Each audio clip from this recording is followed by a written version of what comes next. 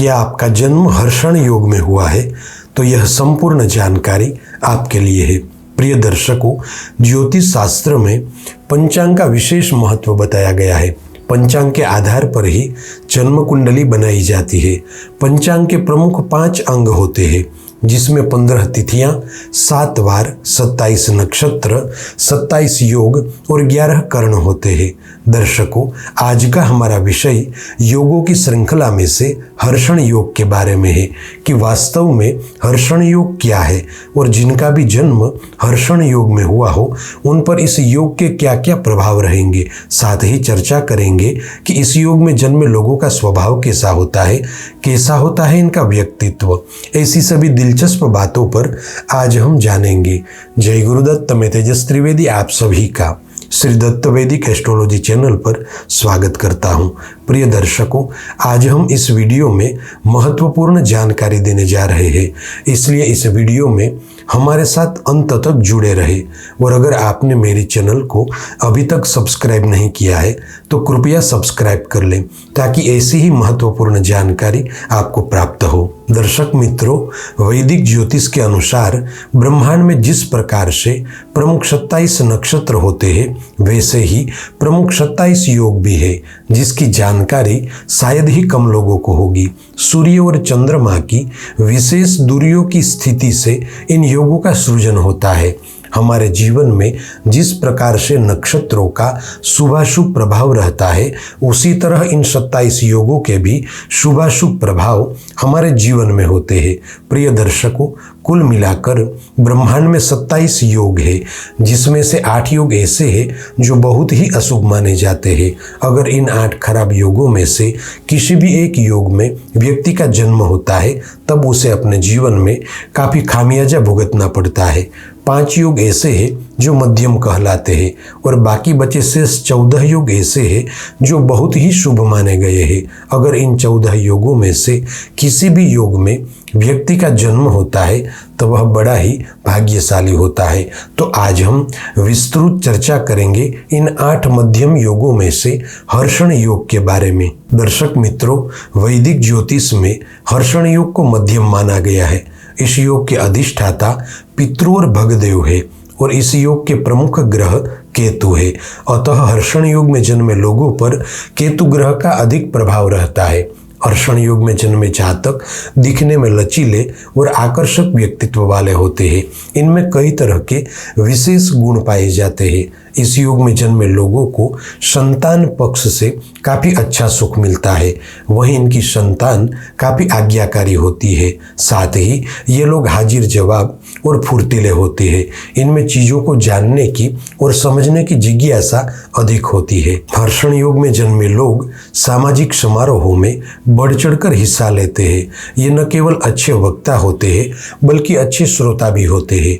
इस योग में जन्मे जातक बातचीत के दौरान अक्सर लोगों को नई नई जानकारी से अवगत करवाते हैं और इसके लिए ये हमेशा खुद को नई जानकारियों से अपडेट रखते हैं। हर्षण योग में जन्मे जातक सभी रिश्तों को बहुत अहमियत देते हैं और रिश्तों को निभाने के लिए ये अपनी व्यस्त दिनचर्या में से समय निकालकर जिंदगी के अलग अलग क्षेत्रों के लोगों के साथ मिलते हैं, जिससे इन्हें नए नए दोस्त मिल सके और ये अपने मित्रों का दायरा बढ़ाते हैं। हर्षण योग में जन्मे जातक आर्थिक रूप से सक्षम और शक्तिशाली होते हैं। टकराव की स्थिति में इनमें अपने दुश्मनों को परास्त करने की शक्ति होती है। ये लोग काफ़ी क्रियाशील प्रवृत्ति वाले और किसी भी काम को करने में पीछे नहीं हटते। इतना ही नहीं, हर्षण योग में जन्मे जातक छोटी उम्र से ही अपने करियर को बनाने में जुड़ जाते हैं। अक्सर देखा गया है कि इस योग में जन्मे लोग कम उम्र में ही अपना कारोबार या व्यापार स्थापित कर लेते हैं। हर्षण योग में जन्मे लोग आशावादी और शांत स्वभाव के होते हैं। इनमें साहस भी होता है, इसलिए ये निडर होते हैं। इनके सामने चाहे कितनी ही कठिन परिस्थितियां क्यों न हो, ये सभी परिस्थितियों का सामना करते हुए आगे बढ़ते रहते हैं। इस योग में जन्मे जातक काफ़ी स्पष्टवादी व्यक्तित्व वाले होते हैं। इन्हें घुमा फिरा कर बात करना पसंद नहीं होता। ये अपनी हर बात साफ तरीके से कहना पसंद करते हैं। वैदिक ज्योतिष के अनुसार हर्षण योग में जन्मे जातक द्विस्वभाव व्यक्तित्व वाले और बहुमुखी प्रतिभा के धनी होते हैं। ये जो भी विषय चुनते हैं उसकी अद्भुत समझ रखते हैं। साथ ही इनके मन मस्तिष्क में क्या योजना चल रही है यह जानना कठिन होता है।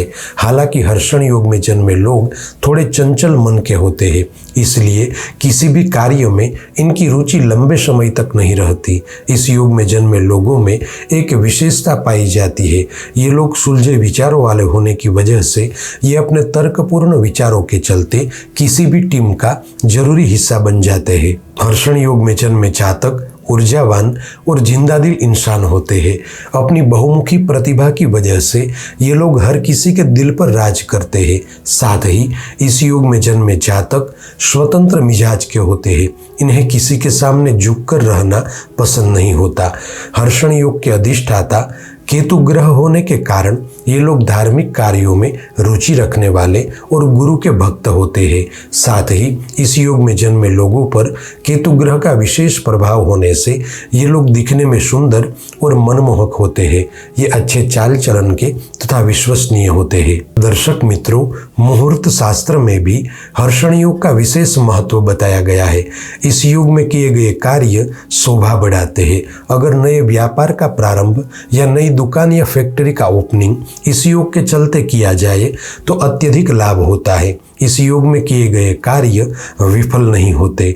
विशेष तौर पर विवाह में हस्तमिलान के समय इस योग को देखा जाता है। यदि विवाह के दिन हस्तमिलान के समय हर्षण योग चल रहा हो तो वर वधू का वैवाहिक जीवन सुखमय रहता है। साथियों, आज के लिए बस इतना ही। ऐसी ही ज्योतिष से संबंधित जानकारी के साथ अगले वीडियो में फिर से मिलेंगे। और हाँ, इस वीडियो को ज़्यादा से ज़्यादा शेयर करें ताकि सभी लोगों तक यह महत्वपूर्ण जानकारी पहुंच सके। आप सभी का मंगल हो, ऐसी मेरी सद्गुरु से प्रार्थना है। जय गुरुदत्त।